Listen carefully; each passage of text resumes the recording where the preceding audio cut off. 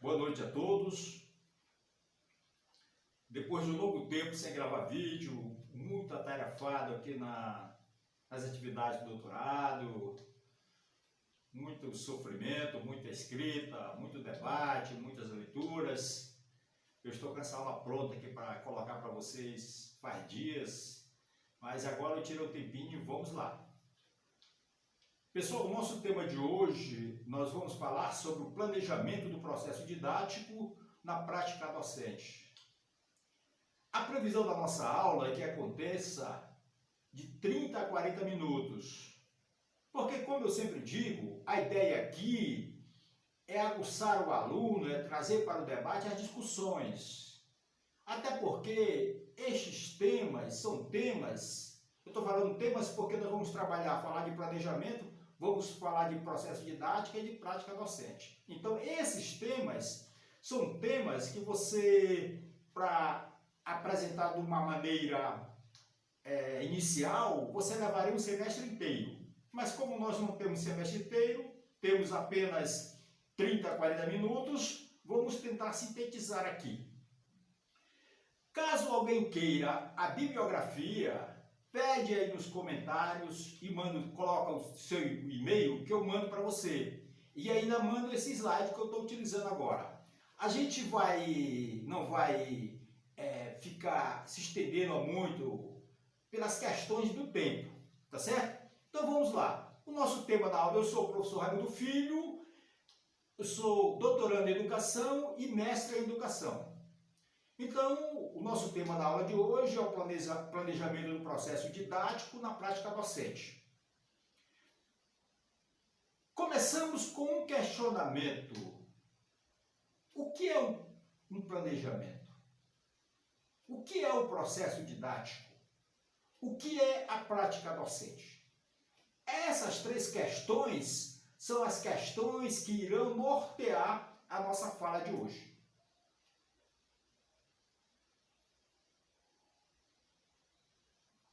Para este primeiro momento, nós vamos fazer um breve resgate histórico sobre a história da educação. Na sequência, nós vamos trabalhar falando sobre o planejamento e processo didático da prática docente e, na sequência, nós vamos trazer alguns pensamentos de alguns autores que influenciam na prática social didática da formação dos professores.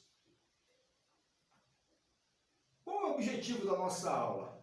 Demonstrar como acontece o planejamento do processo didático na prática docente. Qual o objetivo específico? Fazer um breve histórico sobre a história da educação e relacioná-lo com o planejamento do processo didático docente. Demonstrar como alguns autores discorrem sobre o planejamento do processo didático na prática docente.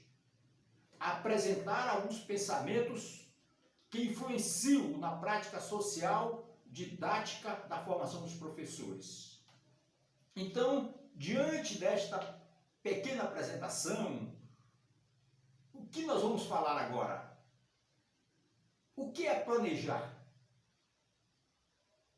Planejar consiste em prever, em decidir sobre o que pretendemos realizar, o que vamos fazer e como vamos fazer, o que e como devemos analisar a situação a fim de verificar se o que pretendemos fazer pode ser atingido.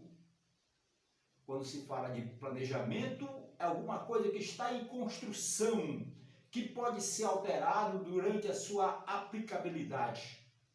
Quando falamos de planejamento, você elabora este projeto, esta ideia, e vai adaptando, caso seja necessário, ao momento do que está acontecendo na sua aula, na sua prática, no seu dia a dia docente.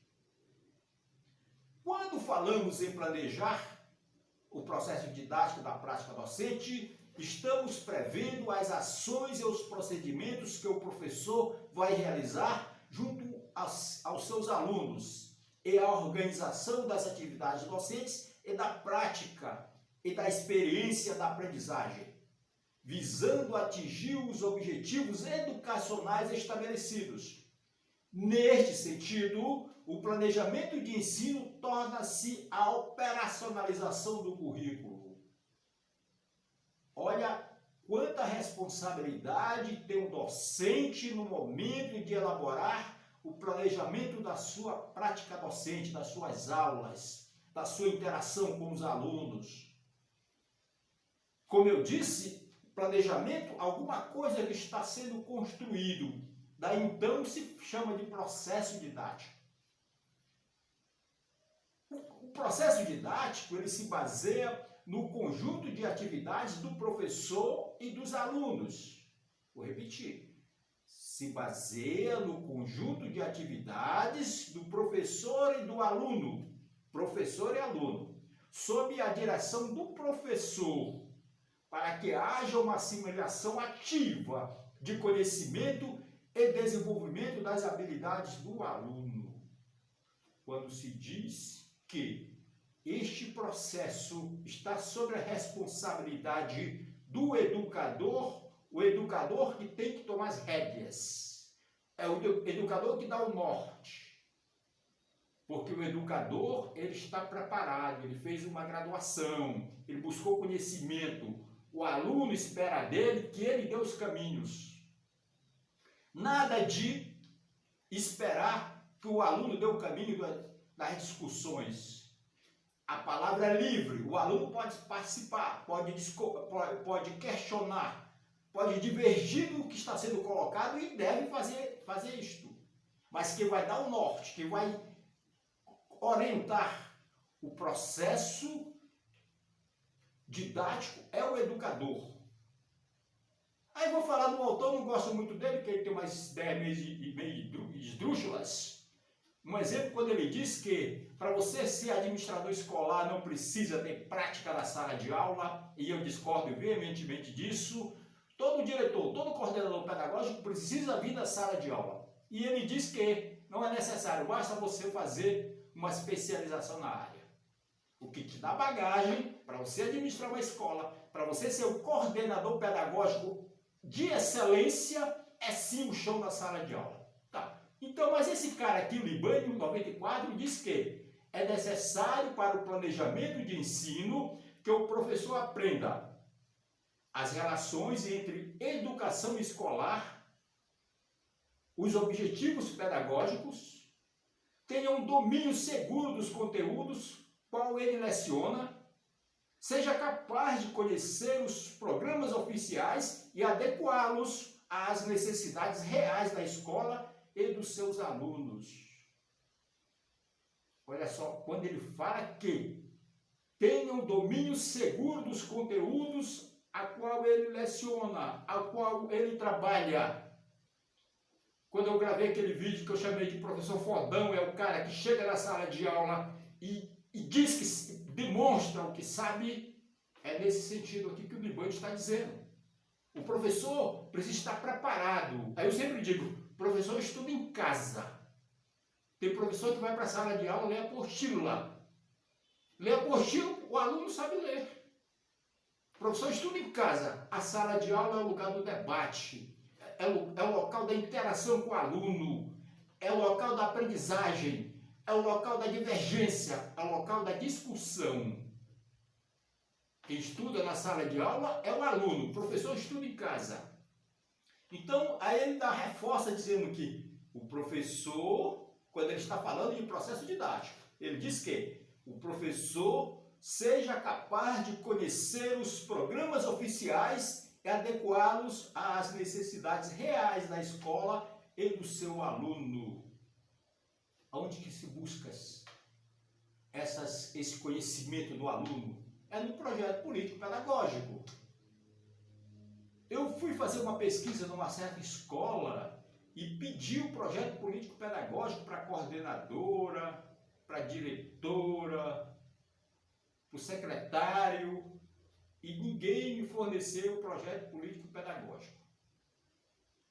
O projeto político-pedagógico é um documento público. Qualquer pessoa deve ter acesso.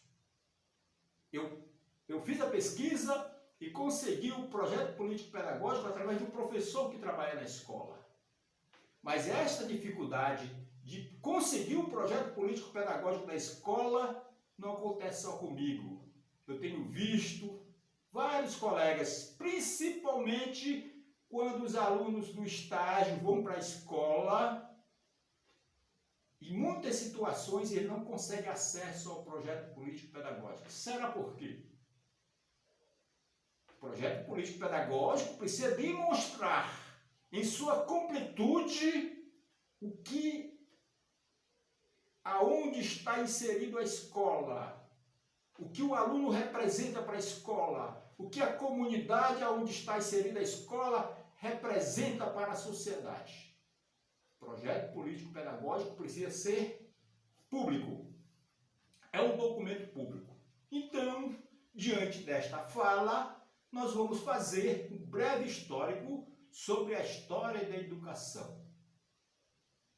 Lá na Idade Antiga, no teocentrismo, Deus era o centro do universo.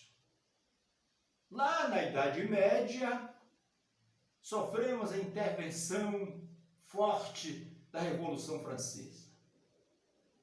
Na Idade Moderna, a formação de um homem útil na sociedade.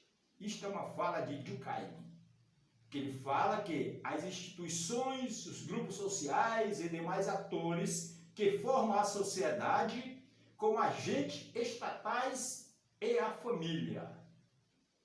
Na Idade Contemporânea, Deus deu início à educação bancária. Por que eu estou discorrendo essas pequenas falas de alguns momentos da educação no Brasil e do mundo?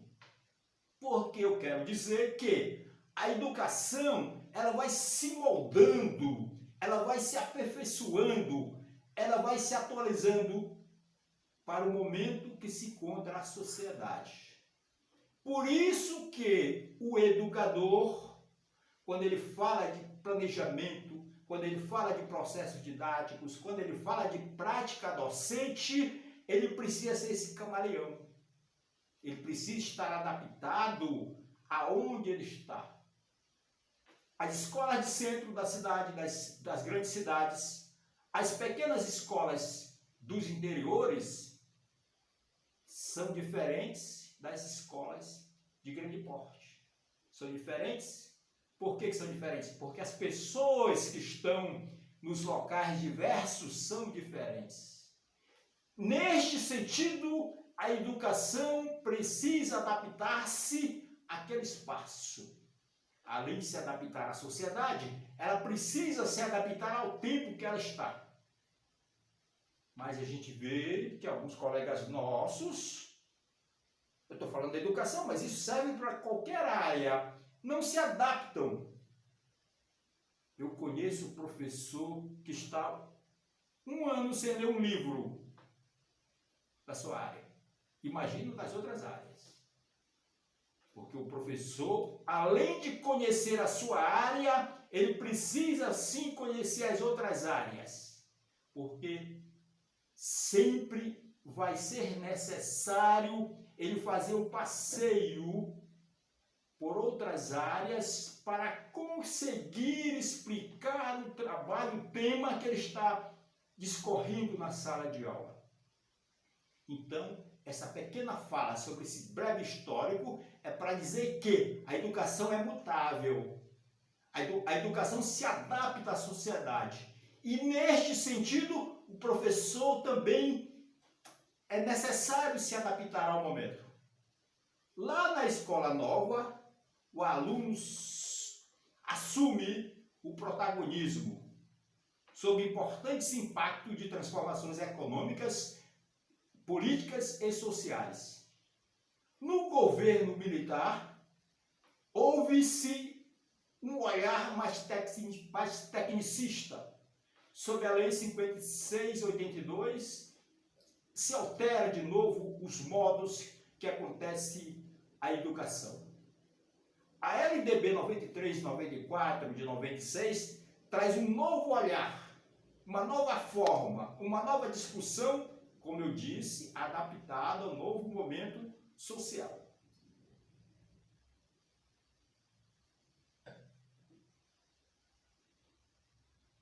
Planejamento do processo didático na prática docente. Eu vou pegar aqui 4 tópicos, mas nas bibliografias que eu trabalhei, existem muitos outros. Eu vou trabalhar 4 porque, como eu disse, pelo tempo que nós temos. Então, ensinar exige rigorosidade metódica. Precisa saber para onde vai. Você precisa estar embasado. Você precisa estar com a sua metodologia preparado para aquela turma. Como eu disse, cada escola tem a forma que precisa ser implementada na prática, no planejamento, no dia a dia, do que acontece na escola. As pessoas aprendem de forma diferente. Vou contar um segredo para vocês. Eu aprendo muito ouvindo. E quando eu fui fazer o vestibular, eu pedia para minhas filhas lerem e eu escutar, só escutando. Foi assim que eu passei no vestibular. Eu não fiquei escrevendo, porque eu aprendo ouvindo. Mas tem gente que aprende vendo. Tem gente que aprende ouvindo, vendo e escrevendo.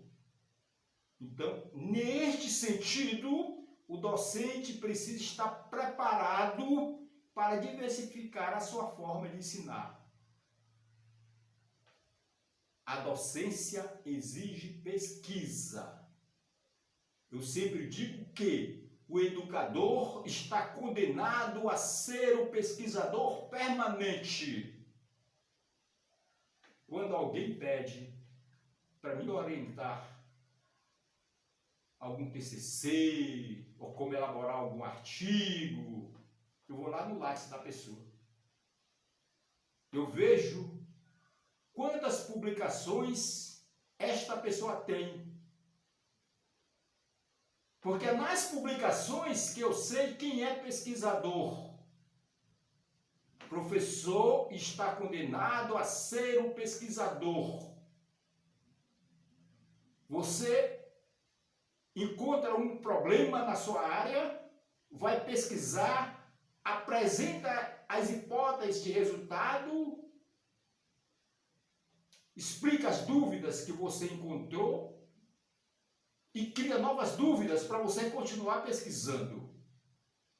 Professor que não pesquisa, que não publica, eu não sei qual é a classificação dele. Professor precisa estar condenado a ser um pesquisador permanente. Outra questão. Ensinar exige respeito aos saberes dos educandos. Eu me lembro, eu acho que era a 5ª série, 4ª série, e a professora colocou uma questão na prova, perguntando o que é uma ilha.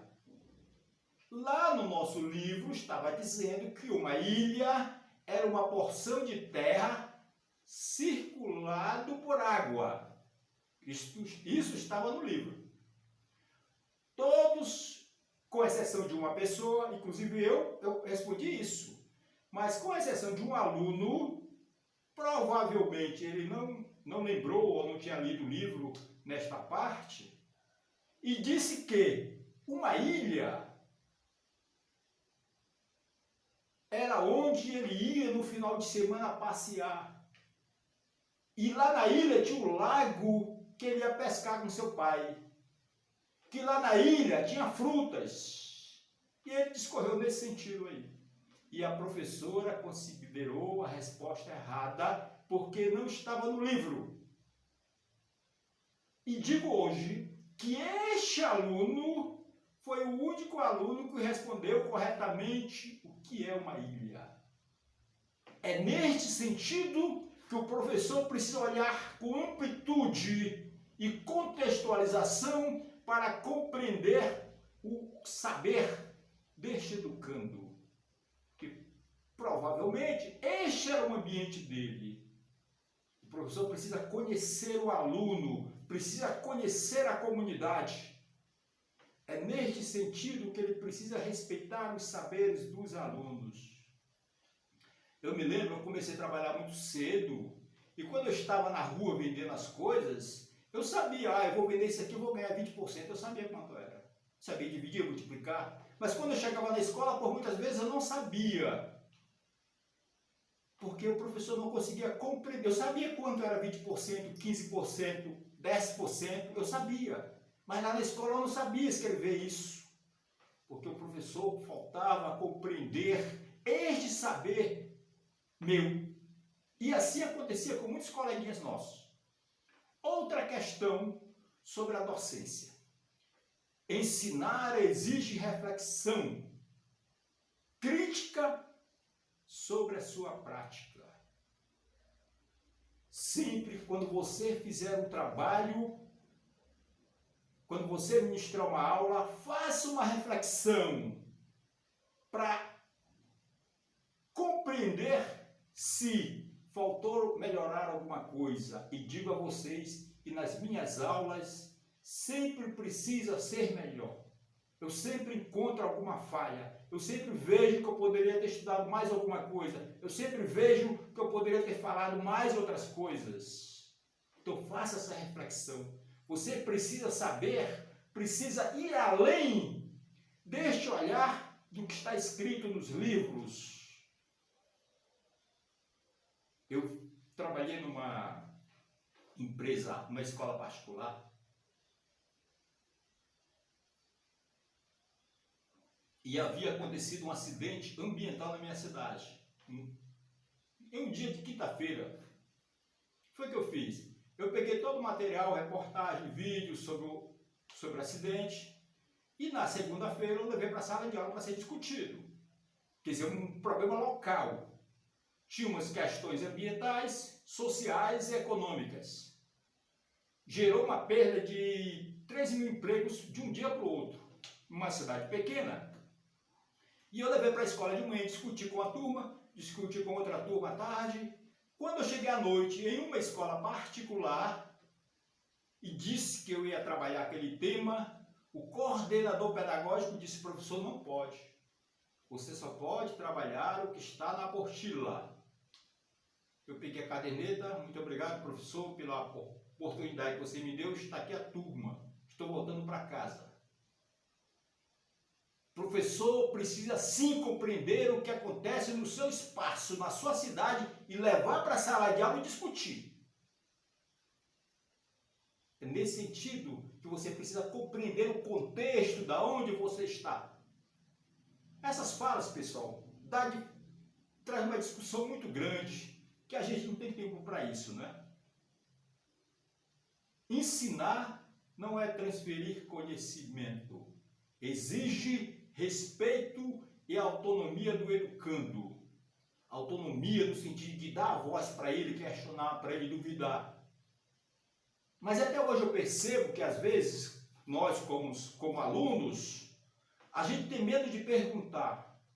Aí eu tenho uma máxima comigo. Eu prefiro errar quando eu estou como aluno do que ir para a sala de aula e ensinar meu aluno errado.